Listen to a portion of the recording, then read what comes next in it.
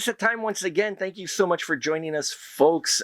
We've got a found footage indie thriller for you today.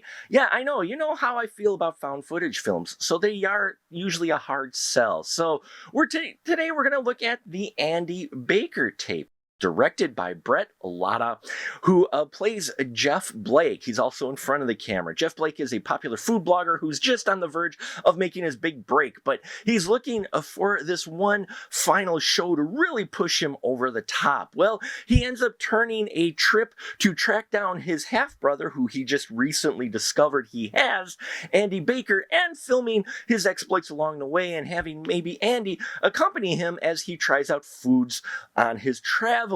Well, he gets more than he bargains for with his stepbrother, with his half-brother, excuse me, and we see how things play and build up as the tension between them really gets uncomfortable, and Jeff Blake may realize that maybe some family secrets deserve not to be found.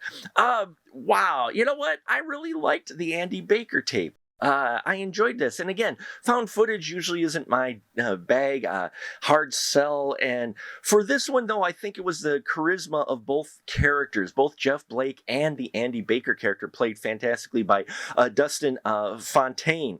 I love the dynamic between these two. Jeff playing that vlogger, that guy who's on the go, that influencer type guy. He really embodies that well.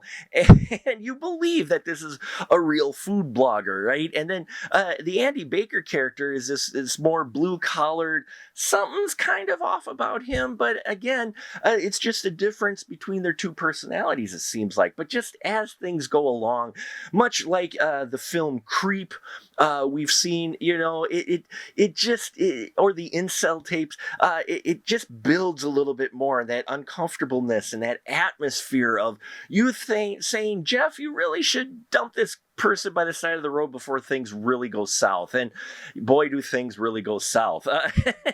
You know, it was shot very well thanks to the wonderful technology advances that we have. Found footage films look nearly as good as pretty much feature films in many ways, you know, with what you can do with your camera. So I liked how it was edited. It felt natural. I liked the dialogue in here as well. A lot of times dialogue in found footage just feels forced, like they're trying to push reality, but having the Jeff Blake character be an influencer and be kind of in this character who kind of's got his own bit of dark side as well, I think that helped quite a bit with some of the dialogue in here. So it felt natural for these characters. How things played out at the end, yeah, very enjoyable.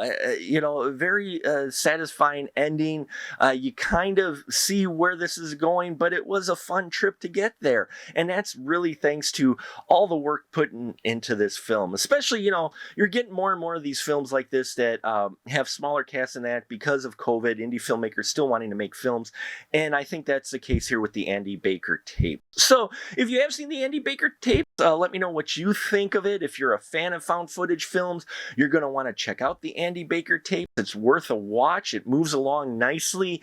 And yeah, one of the better films of this genre out there. So take care, folks. I hope you're all safe. Thank you for watching. Please check out our Patreon if you haven't already. I appreciate the support. And until next time, as always, keep that ticket stub.